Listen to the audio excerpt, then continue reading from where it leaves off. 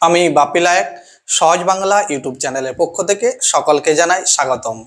আজকে আমরা সমাসের যে বিভাগগুলো আছে তার একটা গুরুত্বপূর্ণ বিভাগ দ্বন্দ্ব সমাস নিয়ে আলোচনা করব। দ্বন্দ্ব সমাস আলোচনার আগে আমি একটা কথা বলে রাখি, যারা সমাসের যে বিভিন্ন অঙ্গ অর্থাৎ সমস্যমান পদ, সমস্ত পদ, পূর্বপদ এই বিষয়গুলো নিয়ে জানতে চাও তারা অবশ্যই আমার আগের পর্বে যে ভিডিওটা আছে সমাসকে নিয়ে তারা অবশ্যই সেটা দেখে নিও। এখন আমরা আলোচনা করব দ্বন্দ্ব সমাস নিয়ে। তো দ্বন্দ্ব সমাসের এই শব্দের অর্থগুলো খুবই গুরুত্বপূর্ণ। দ্বন্দ্ব কথার অর্থ হলো মিলন বা ঝগড়া। তো সমাসের ক্ষেত্রে যেহেতু পদের মিলন, সেক্ষেত্রে মিলন অর্থটাই গ্রহণ করাই যুক্তিসঙ্গত। এখন আমরা একটা বিষয় জেনে নেব একটা ছোট্ট টেকনিকের মাধ্যমে, যে দ্বন্দ্ব সমাসের মধ্যে কোন পদের অর্থ প্রাধান্য পায়। পদ বলতে এখানে পূর্বপদ এবং পরপদের কথা বলছি। সেই কোন পদের অর্থ প্রাধান্য পায়, এখানে বলা হয়েছে মিলন। দ্বন্দ্ব কথার অর্থ হচ্ছে মিলন বা ঝগড়া। মিলন বা ঝগড়ার জন্য, মিলনের জন্য দুজনের প্রয়োজন হয়, আর ঝগড়া যদি করতে হয় সেক্ষেত্রেও কিন্তু দুজনের প্রয়োজন হয়। আচ্ছা, এখানে সমাসে দুজন বলতে পূর্বপদ এবং পরপদ, পূর্বপদ এবং পরপদ। এই পূর্বপদ এবং পরপদ উভয়েরই অর্থ প্রাধান্য পায় দ্বন্দ্ব সমাসের মধ্যে। বিষয়টা আমরা কয়েকটা উদাহরণের সাহায্যে বুঝে নেব। যেমন হচ্ছে সাদা কালো। সাদা কালো সমান হচ্ছে সাদা ও কালো। আর হচ্ছে ভাই বোন সমান হচ্ছে ভাই আর বোন, ভাই আর বোন। এক্ষেত্রে কি হচ্ছে, এক্ষেত্রে দেখো যে বিষয়টা আমরা বলছিলাম, যে এখানে পূর্বপদ হচ্ছে সাদা এবং পরপদ হচ্ছে কালো, এবং উভয়েরই অর্থ প্রাধান্য পেয়েছে সাদা এবং কালো। এবং ভাই বোন, এখানে ভাই ও বোন যে দুটি পদ, পূর্বপদ ভাই, পরপদ বোন, এবং ভাই বোনের ভাই বোন, ভাই আর বোন উভয়েরই অর্থ কিন্তু প্রাধান্য পেয়েছে। এটি হলো দ্বন্দ্ব সমাসের একটা গুরুত্বপূর্ণ বৈশিষ্ট্য। দ্বিতীয় নম্বর বৈশিষ্ট্য হচ্ছে এখানে দ্বন্দ্ব সমাসের একটি সংযোজক অব্যয় ও এবং আর দ্বারা যুক্ত থাকে। এখানে কি হচ্ছে, ও এবং আর দ্বারা যুক্ত থাকে। দ্বন্দ্ব সমাসের ক্ষেত্রে ও এবং আর সমস্যমান পদগুলির মাঝে ও এবং আর থাকে। তাহলে এবার জেনে নেব আমরা যে দ্বন্দ্ব সমাস কাকে বলে, বা দ্বন্দ্ব সমাসের সংজ্ঞা। দ্বন্দ্ব সমাসের সংজ্ঞাটা আমরা জেনে নেব। না, যে সমাসে আমরা আগের উদাহরণেই লক্ষ্য করলাম, যে সমাসে উভয় পদ, অর্থাৎ যে সমাসে পূর্বপদ ও পরপদের অর্থ প্রাধান্য পায় এবং যে সমাসে পূর্বপদ এবং পরপদের অর্থ প্রাধান্য পায় এবং ও আর ইত্যাদি সংযোজক অব্যয় এবং ও আর ইত্যাদি সংযোজক অব্যয় দ্বারা সমস্যমান পদটি যুক্ত হয়। ব্যাসবাক্যের সমস্যমান পদটি যুক্ত হয় তাকে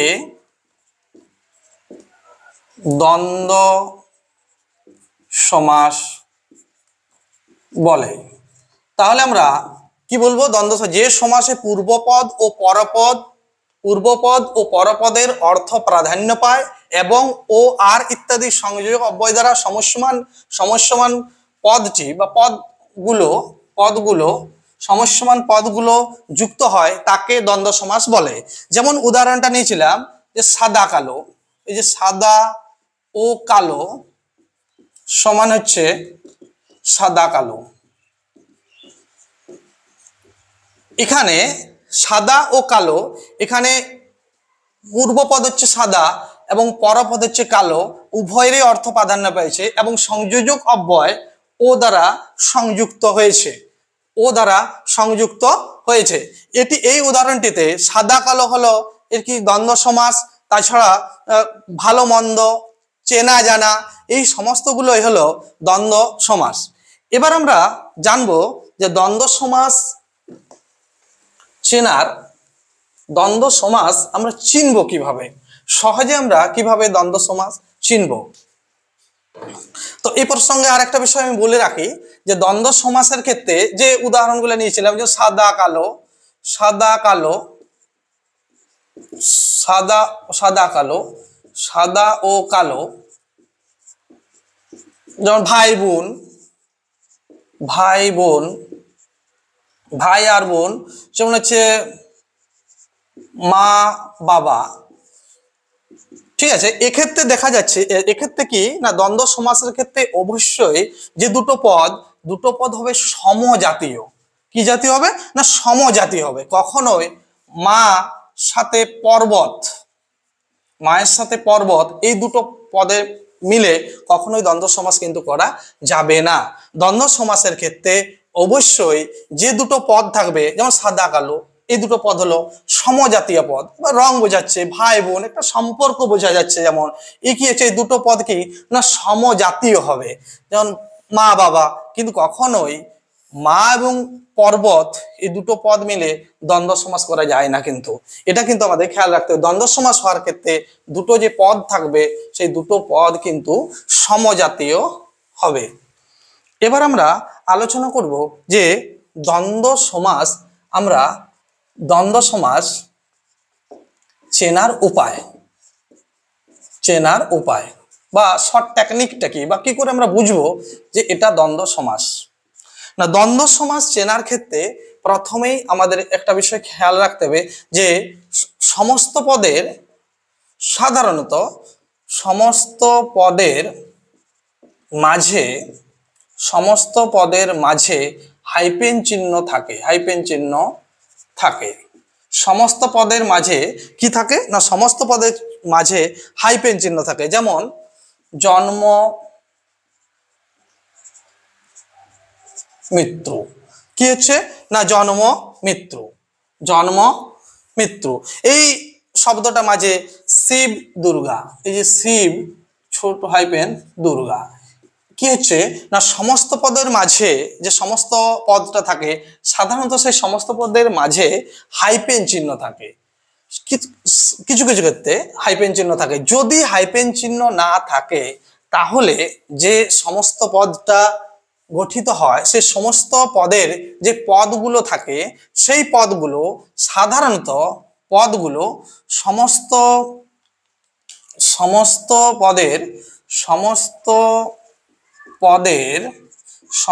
পদের পদগুলো কি হবে না, বিশেষ্য দুটো পদ হয় বিশেষ্য হবে, না হয় বিশেষণ হবে, না হলে সর্বনাম, দুটো পদ সর্বনাম হবে, না হয় ক্রিয়াপদ হবে। তাহলে আমাদের মনে রাখতে হবে যে দুটো পদ থাকবে সেই দুটো পদ হয় দুটো পদ বিশেষ্য হবে, না হয় বিশেষণ হবে, না হয় সর্বনাম, না হলে ক্রিয়াপদ হবে। তাছাড়া যদি ক্রিয়াপদ না হয় তাহলে সমার্থক শব্দ হতে পারে, দুটো পদ সমার্থক হতে পারে বা প্রায় সমার্থক হতে পারে, প্রায় সমার্থক শব্দ বা পদ হতে পারে, প্রায় সমার্থক বা বিপরীত শব্দ হতে পারে, বিপরীতার্থক শব্দ হয়।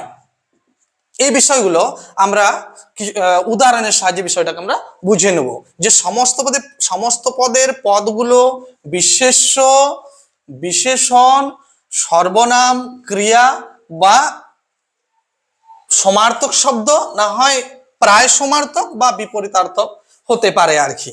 এই যে পদগুলো, সমস্ত পদের যে পদগুলো থাকে সাধারণত সেই পদগুলো হতে পারে। এবার আমরা সেই উদাহরণের সাহায্যে বিষয়টা বুঝে নেব।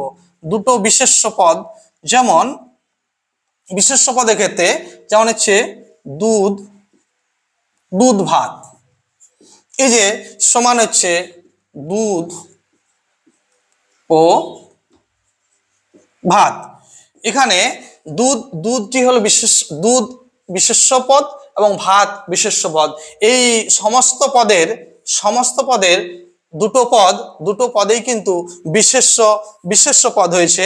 তাছাড়া আরেকটা আমরা উদাহরণ নিতে পারি, শিব দুর্গা।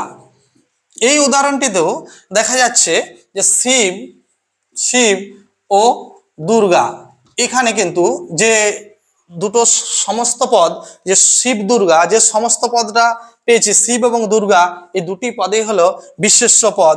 এখানে কিন্তু এই দুটি বিশেষ্য পদ মিলিয়েও কিন্তু দ্বন্দ্ব সমাস হয়। এখানে কিন্তু আমাদের একটা বিষয় কিন্তু আমাদেরকে মনে রাখতে হবে, যে বিষয়টা হলো যে এখানে কিন্তু এই দুধ ও ভাত, এই দুধ ভাত এই শব্দটির ক্ষেত্রে দুধ ভাত যে পদটি পেলাম, এক্ষেত্রে কিন্তু এটি বিশেষ্য পদ, কিন্তু সমাসের আর একটি প্রকারভেদ আছে, যেটি হলো কর্মধারয় সমাসের ক্ষেত্রেও কি হয় না, কর্মধারয় সমাসের ক্ষেত্রেও যে দুটো পদ থাকে, যে পূর্বপদ এবং পরপদ বা সমস্যমান পদগুলো, সেই সমস্যমান পদগুলো বিশেষ্য পদ হয়, দুটো পদে বিশেষ্য হয়, এবং অথবা দুটো পদে বিশেষণ হয়। তাছাড়াও একটা বিশেষণ পদ কিন্তু হয়ে থাকে। এটা কর্মধারয় সমাসের সঙ্গে সাদৃশ্য।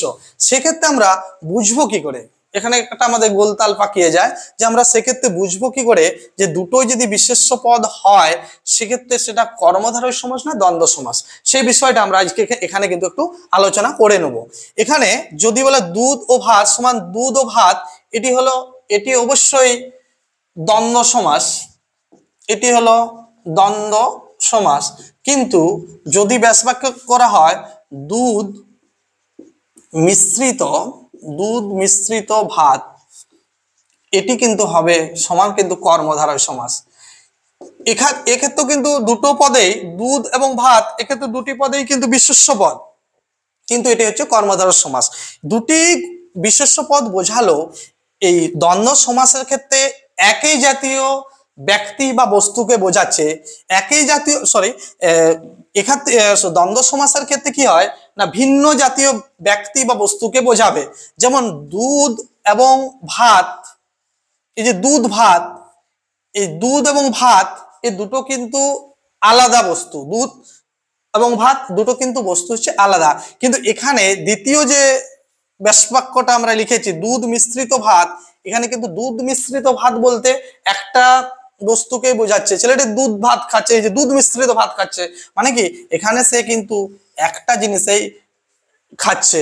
এখানে কিন্তু সেই অর্থে এটা কিন্তু কর্মধারয় সমাস হবে। ঠিক তাহলে বিষয়টা কি দাঁড়ালো, দ্বন্দ্ব সমাসের ক্ষেত্রে একই ব্যক্তি বা বস্তুকে বোঝাবে না, ভিন্ন ব্যক্তি বা বস্তুকে বোঝাবে। কিন্তু কর্মধারয় সমাসের ক্ষেত্রে বিশেষ্য পদ বোঝালেও কিন্তু সেক্ষেত্রে একই ব্যক্তি বা বস্তুকে বোঝাবে। এই বিষয়টা কিন্তু আমাদের মনে রাখতে হবে, যে একই ব্যক্তি বা বস্তুকে বোঝাবে। এই যে দুধ মিশ্রিত ভাত সমান হচ্ছে, আমরা আরেকটা উদাহরণ নিতে পারি, যে আরেকটা উদাহরণ নেওয়া যেতে পারে। সেই উদাহরণটা হচ্ছে যেমন হচ্ছে রামকৃষ্ণ। যদি এটাকে রামকৃষ্ণ দুটোই বিশেষ্য পদ, এক্ষেত্রে রাম ও কৃষ্ণ এটি হচ্ছে দ্বন্দ্ব সমাস, এই সমাসটি অবশ্যই দ্বন্দ্ব সমাস। কিন্তু যদি যদি লেখা হয় যিনি রাম তিনি কৃষ্ণ, এই যে তিনি কৃষ্ণ, এক্ষেত্রে এটি কিন্তু কর্মধারয় সমাস। কর্মধারয়। কেন কর্মধারয় সমাস? না যিনি রাম তিনি কৃষ্ণ, এখানে ব্যক্তি কিন্তু একজনকেই বোঝাচ্ছে, তাকে সেক্ষেত্রে এটি হলো কর্মধারয় সমাস। আমরা বলছি যে উভয় ক্ষেত্রেই বিশেষ্য পদ বোঝাবে ঠিকই, কিন্তু কিন্তু কি না এখানে একই ব্যক্তি বা বস্তুকে বোঝাবে। যখন কর্মধারয় সমাসে কি হচ্ছে, একই ব্যক্তি বা বস্তুকে বোঝাচ্ছে, তখন কিন্তু বিশেষ্য পদ বোঝালো সেটি কিন্তু হবে কর্মধারয় সমাস। কিন্তু রাম ও কৃষ্ণ এখানে দুটি আলাদা ব্যক্তিকে বোঝাচ্ছে, রাম আলাদা কৃষ্ণ আলাদা, সেক্ষেত্রে কিন্তু দ্বন্দ্ব সমাস হবে। অর্থাৎ তাহলে বিষয়টা দাঁড়ালো, দ্বন্দ্ব সমাসের ক্ষেত্রে ভিন্ন ব্যক্তি বা বিশেষ্য পদ বোঝালো সেটিকে ভিন্ন ব্যক্তি বা বস্তুকে বোঝাবে, কিন্তু কর্মধারয় সমাসের ক্ষেত্রে একই ব্যক্তিকে বোঝাবে। যেমন উদাহরণ, দ্বিতীয় উদাহরণটাতে রামকৃষ্ণ, রাম যিনি রাম তিনি কৃষ্ণ, এই উদাহরণটিতে রামকৃষ্ণকে একই ব্যক্তি বোঝা যাচ্ছে, সেক্ষেত্রে এটি হবে কর্মধারয় সমাস। আমরা আলোচনা করছিলাম যে বিশেষ্য পদ নিয়ে আলোচনা করলাম। এবারে হচ্ছে কি, যদি দ্বিতীয় নম্বর হচ্ছে, যদি দুটো পদ বিশেষ্য বললাম, যদি দুটো পদ বিশেষণ হয়, সমস্যমান পদের যে সমস্ত পদরা গঠিত, সমস্ত পদের যে দুটো পদ, সেই দুটো পদ যদি বিশেষণ হয় সেক্ষেত্রেও কিন্তু, এবং বিশেষণ হয় সেক্ষেত্রেও কিন্তু দ্বন্দ্ব সমাস হয়। যেমন হচ্ছে ছোট বড় সমান হচ্ছে ছোট বড়, ছোট ছোট ছোট ও বড়, ছোট বড়, এখানে সেক্ষেত্রে ছোট বড়, সেক্ষেত্রে ছোট বড় এখানেও কিন্তু দ্বন্দ্ব সমাস, এটাও কিন্তু বিশেষণ পদ, এটাও কিন্তু দ্বন্দ্ব সমাস হয়। তাছাড়া যদি বলা হয় কাঁচা কাঁচা কাঁচা মিঠা, এই উভয় পদেই, কাঁচা এবং মিঠা উভয় পদেই কিন্তু বিশেষণ পদ, এবং এখানে কাঁচা কাঁচা কাঁচা ও মিঠা এই উভয় পদেই হলো দ্বন্দ্ব সমাস। ছোট বড়, এখানে ছোট বড় এটি হলো বিশেষণ পদ, দুটি বিশেষণ পদ মিলিত হয়েও দ্বন্দ্ব সমাস তৈরি হয়েছে। ছোট বড়, কাঁচা মিঠা, কাঁচা ও মিঠা, এক্ষেত্রেও এটি হলো কিন্তু দ্বন্দ্ব সমাস। এটা হচ্ছে দুটি বিশেষণ পদের দ্বন্দ্ব সমাস। যেমন সাদা কালো, ভালো মন্দ, চেনা অচেনা, এই সমস্তগুলো হলো বিশেষণ, দুটি বিশেষণ পদের দ্বন্দ্ব। এক্ষেত্রেও একটা বিষয় আমি আগেই বলেছিলাম যে সেক্ষেত্রে যেমন কাঁচা মিঠা, এক্ষেত্রে যেমন দ্বন্দ্ব সমাস হচ্ছে, কিন্তু এই কর্মধারয় সমাসের ক্ষেত্রেও দুটো পদ যদি বিশেষণ হয় সেক্ষেত্রে কিন্তু কিন্তু একই বস্তুকে যদি বোঝায় তখন কিন্তু সেক্ষেত্রে সেটি হবে কর্মধারয় সমাস। যেমন কাঁচা মিঠা, এটিকে যদি ব্যাস বাক্য করা হয় কাঁচা, অনেক সময় কাঁচা অথচ মিঠা, কাঁচা কিন্তু অথচ মিঠা সমান, কিন্তু সেটি হবে কর্মধারয় সমাস। কেন কর্মধারয় সমাস হবে? না আমরা আগেই আলোচনা করেছি, যদি একই বস্তু বা ব্যক্তিকে বোঝায় বিশেষণ পদ, কাঁচা এবং মিঠা দুটি বিশেষণ পদ, কিন্তু উভয়ে মিলে তৈরি করছে কাঁচা মিঠা, এই যে কাঁচা মিঠা সমস্ত পদটা তৈরি করছে, কিন্তু এই কাঁচা এবং মিঠা, কাঁচা অথচ মিঠা, এটা কিন্তু একটা বস্তুকে বোঝাচ্ছে, সেই জন্য এটি কিন্তু কর্মধারয় সমাস হবে। কিন্তু কাঁচা ও মিঠা এটির ক্ষেত্রে দ্বন্দ্ব সমাস হবে, কারণ এখানে কাঁচা ও মিঠা এখানে দুটি অর্থ, কাঁচা এবং মিঠা দুটি অর্থ প্রকাশ করছে।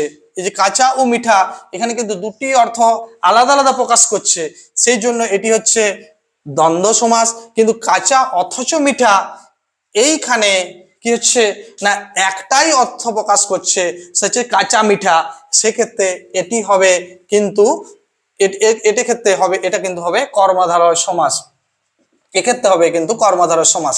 তাহলে দ্বন্দ্ব সমাস চেনার বিষয়টা যেটা আমরা বলছিলাম, পদগুলো বিশেষ্য হতে পারে এবং বিশেষণ হতে পারে। তাছাড়া কি হতে পারে না ক্রিয়াপদ, দুটো পদেই হতে পারে ক্রিয়াপদ। উভয় পদে কি হতে পারে না উভয় পদে ক্রিয়াপদ।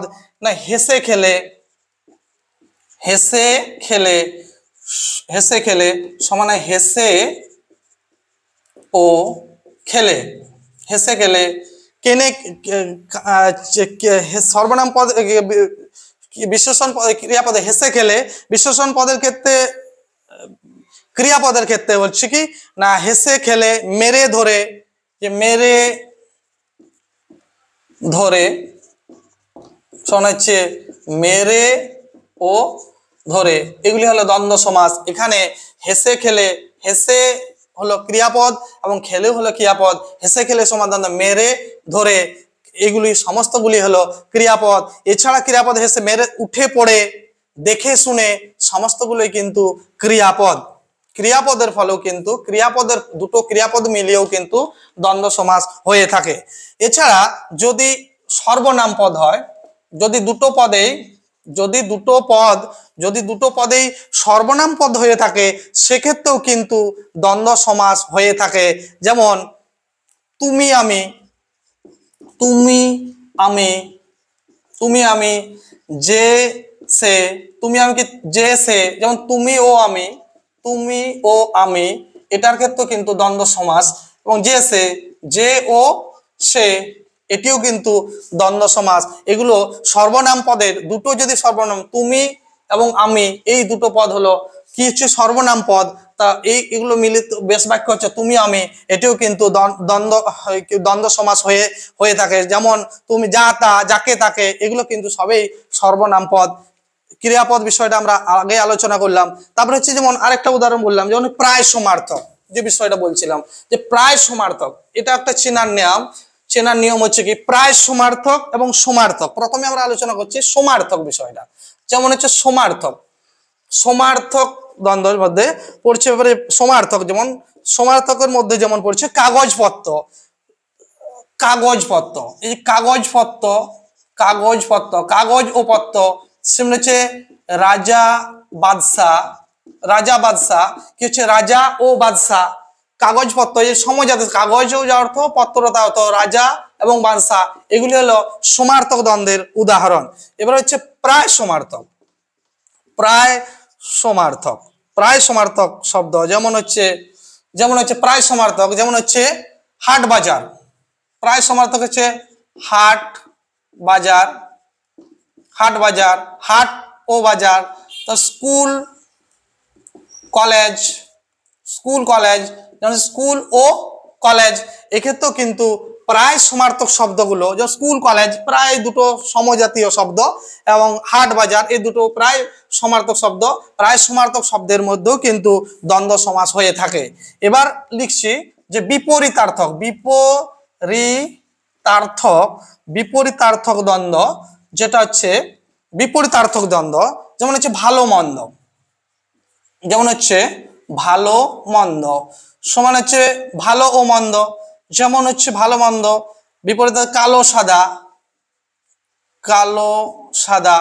এই গুলো কালো ও সাদা, এক্ষেত্রেও কিন্তু এটাগুলো হচ্ছে বিপরীতার্থক দ্বন্দ্বের মধ্যে পড়ে। এগুলো হচ্ছে প্রায় সমার্থক বিপরীতার্থক দ্বন্দ্ব। এবার আমরা ব্যাসবাক্য, যে ব্যাসবাক্য দ্বন্দ্ব সমাসের ক্ষেত্রে ব্যাসবাক্য করার কি নিয়ম, না ব্যাসবাক্য করার কি নিয়ম, না ব্যাসবাক্যের যে পূর্বপদ এবং পরপদ বা সমস্যমান পদের মাঝে কি ও এবং আর, এই তিনটি সংযোজক অব্যয় দ্বারা যেমন ভাই আর বোন সমান হচ্ছে ভাই বোন, তেমনি যে বাবা ও মা সমান হচ্ছে বাবা মা। এই যে উভয়ে সংযোজক অব্যয় আর এবং ও ইত্যাদি দ্বারা যুক্ত করা হয়, উভয়কে কি হচ্ছে সংযোজক অব্যয় দ্বারা যুক্ত করা হয়। এই জন্য অনেক সময় সংযোজক অব্যয় দ্বারা যুক্ত করা বলা হয়, তাই সংযোগমূলক দ্বন্দ্ব সমাজকে সংযোগমূলক দ্বন্দ্ব সমাসও বলা হয়ে থাকে, সংযোগমূলক দ্বন্দ্ব সমাসও বলা হয়ে থাকে।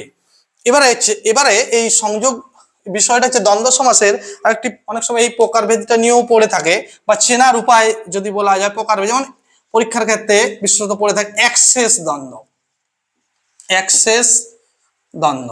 এই বিষয়টা অনেক সময় পরীক্ষাতে পড়ে থাকে যে অ্যাক্সেস দ্বন্দ্ব বিষয়টা কি, না অ্যাক্সেস দ্বন্দ্ব ব্যাপারটা কি, না অ্যাক্সেস দ্বন্দ্ব হলো, অ্যাক্সেস দ্বন্দ্ব কি, না অ্যাক্সেস দ্বন্দ্ব সমাস আমরা কাকে বলবো, অ্যাক্সেস দ্বন্দ্ব সমাস। অ্যাক্সেস দ্বন্দ্ব সমাস হচ্ছে বিষয়টা কি, না এক কথার অর্থ হচ্ছে একটি, এক কথার অর্থ হলো একটি, শেষ কথার, এক কথার অর্থ হলো একটি, শেষ কথার অর্থ সমাপ্ত নয়। আমরা যখন ভাগ করি তখন আমরা ভাগে যে অবশিষ্ট থাকে, অবশিষ্ট থাকে তাকে বলা হয় শেষ, মানে হচ্ছে অবশিষ্ট, অবশিষ্ট। তাহলে অ্যাক্সেস দ্বন্দ্ব সমাস আমরা কাকে বলবো, না যে দ্বন্দ্ব সমাসে একটি মাত্র পদ অবশিষ্ট থাকে বা সমস্যমান পদগুলির একটি মাত্র পদ অবশিষ্ট থাকে এবং বাকি পদগুলো লুপ্ত হয় বা বিলুপ্ত হয় বা লুপ্ত হয়, বাকি পদগুলো লুপ্ত হয় এবং যে পদটি থাকে সেই পদটির বহুবচনের যে রূপ, সেই বহুবচনের রূপকে নিয়ে সমস্যমান, বহুবচনের রূপটি নিয়ে সমাসবদ্ধ পদটি গঠিত হয়, তাকে অ্যাক্সেস দ্বন্দ্ব সমাস বলে। যেমন বিষয়টা আমরা কয়েকটা উদাহরণের সাহায্যে আমরা ব্যাপারটাকে বুঝিয়ে নেওয়ার চেষ্টা করব। যেমন আমরা, আমরা, আমি ও তুমি। আমরা মানে আমি ও আমরা, মানে আমি ও তুমি।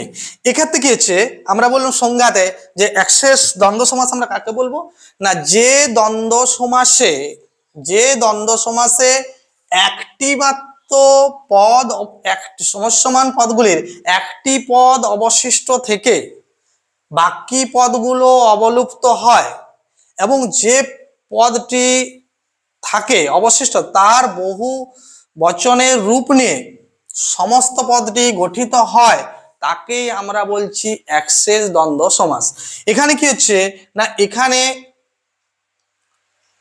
একটি পদ অবশিষ্ট আছে, সেটি হলো আমি ও তুমি। এই যে পদটি, এটি বিলুপ্ত হয়ে আমিটি একটি রয়ে গেছে, একটি মাত্র পদ আছে, সেটা হলো আমি।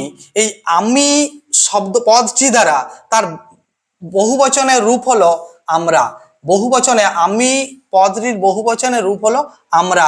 ফলে এই আমরা যে সমাসবদ্ধ পদটি তৈরি করলো, এটি হলো অ্যাক্সেস দ্বন্দ্ব।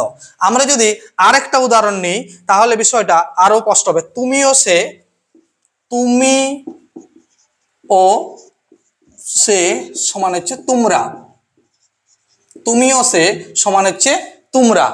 এই উদাহরণটিতে বিষয়টি হচ্ছে কি, না সংজ্ঞাতে আমরা বলছি যে দ্বন্দ্ব সমাসে সমস্যমান পদগুলির একটি মাত্র অবশিষ্ট থেকে, একটি মাত্র তুমি, এই তুমিটি অবশিষ্ট থেকে বাকি পদগুলো, বাকি যে পদগুলো বিলুপ্ত হয়ে, বাকি পদগুলো বিলুপ্ত হয়ে, বাকি পদগুলো বিলুপ্ত হয়ে যে পদটি অবশিষ্ট থাকছে তার বহু বচনান্তক রূপ অর্থাৎ বহু বচনের রূপ নিয়ে সমস্ত পদটি গঠিত হয়েছে। তুমি তার বহু বচনের রূপ হলো তোমরা, তুমি তার বহু বচনের রূপ হলো তোমরা, তাকেই আমরা বলছি অ্যাক্সেস দ্বন্দ্ব সমাস। সংজ্ঞাটা আমরা আরেকবার বলে নিচ্ছি, সেটা হচ্ছে যে দ্বন্দ্ব সমাসে সমস্যমান পদগুলির একটি অবশিষ্ট থেকে বাকি পদগুলো, সমস্যমান পদের বাকি পদগুলো বিলুপ্ত হয়ে যায় এবং যে পদটি অবশিষ্ট থাকে সেই পদটির বহু বচনের রূপ নিয়ে সমস্ত পদটি গঠিত হয়, তাকেই আমরা বলছি অ্যাক্সেস দ্বন্দ্ব সমাস। এবার আমরা আলোচনা করব কিছু ব্যতিক্রমী দ্বন্দ্ব সমাস নিয়ে। কিছু ব্যতিক্রমপূর্ণ দ্বন্দ্ব সমাস আছে, সেগুলি হলো যেমন হচ্ছে দম্পতি, যেমন হচ্ছে দম্পতি। এই দম্পতি শব্দের দম ও পতি, দম ও পতি নিয়ে এই দম্পতি কথাটা কিন্তু, দম্পতি যে বিষয়টা, দম্পতি যে শব্দটা তৈরি হয়েছে এখানে দম ও পতি নিয়ে কিন্তু তৈরি হয় না। এখানে কিন্তু জায়া ও পতি অর্থাৎ স্বামী স্ত্রী নিয়ে কিন্তু ব্যাস বাক্যটা তৈরি হয়। দম্পতি জায়া ও পতি, এখানে কিন্তু জায়া ও পতি নিয়ে কিন্তু ব্যাস বাক্যটা তৈরি হয়ে থাকে। সেই রকমই আরেক হচ্ছে কুশীলব। কুশীলব, কুশীলবে কুশী ও লব এইভাবে কিন্তু, কুশী ও লব এইভাবে কিন্তু ব্যাস বাক্য হয় না। এখানে কিন্তু কুশ ও লব, কুশ ও লব এইভাবে কিন্তু এটার ব্যাস বাক্য হয়ে থাকে। তাছাড়া অহোরাত্র, অহোরাত্র সমান এটার ব্যাস বাক্য হয় অহ ও রাত্রি। অহ এবং অহ এবং অহ এবং রাত্রি, সেরকম অহর্নিশ, অহ ও অহ বিসর্গযুক্ত নিশা, অহর্নিশ, অহর্নিশ অহ যুক্ত নিশা, অহ ও রাত্রি, এই সমাসের যে ব্যতিক্রমী উদাহরণগুলো এগুলো কিন্তু বিভিন্ন সময় পরীক্ষাতে এসে থাকে আর কি। আমরা দ্বন্দ্ব সমাস নিয়ে আলোচনা করলাম, বিস্তারিতভাবে দ্বন্দ্ব সমাস নিয়ে আলোচনা করলাম। তবুও সমাস এই যে বিষয়টা, এটা কিন্তু বারবার প্র্যাকটিসের মাধ্যমে আমাদের কিন্তু আয়ত্ত করতে হবে। আজকে এই দ্বন্দ্ব সমাসের আলোচনা এই পর্যন্তই। যারা এই চ্যানেলটা দেখছো তারা যদি ভালো লেগে থাকে অবশ্যই লাইক এবং কমেন্ট করবে। আর পরবর্তী যে সমাসের পরবর্তী যে আলোচনাগুলো আমরা ধাপে ধাপে পরবর্তী পর্বে দেব। আর যারা নতুন দেখছো তারা অবশ্যই চ্যানেলটিকে সাবস্ক্রাইব করে রাখবে। আর একটা কথা আমরা শেষে বলবো, সহজ বাংলা মানে সহজভাবে বাংলা আলোচনা। ধন্যবাদ।